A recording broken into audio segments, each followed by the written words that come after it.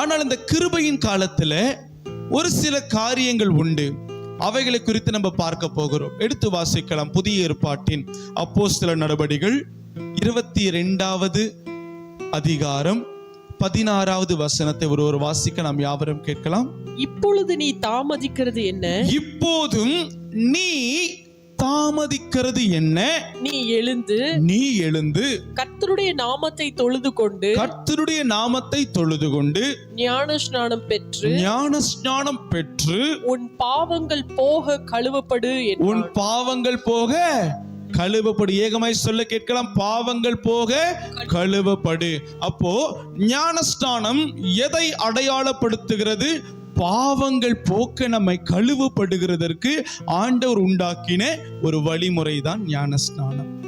பாவங்கள் போக்க கழுவப்படு. எந்த ஒரு மனிதன் தன்னுடைய ஆவி, ஆத்துமா, சரீரத்தை முழுவதுமாய் கர்த்தருடைய பாதத்திலே ஒப்பு கொடுத்து, ஸ்தோத்திரம், எந்த ஒரு மனிதன் கர்த்தருக்காக தன்னை முழுவதுமாய் அர்ப்பணித்து அந்த ஞானஸ்நான உடன்படிக்கைக்குள்ளே தன்னை ஈடுபடுத்திக் கொள்ளுகிறானோ, பரலோகம் அவனுக்கு கொடுக்கிற முதல் பரிசு பரிசுத்தவான் என்கிறதான நாமம். ஒரு ஆமென் சொல்லிடுவோமா?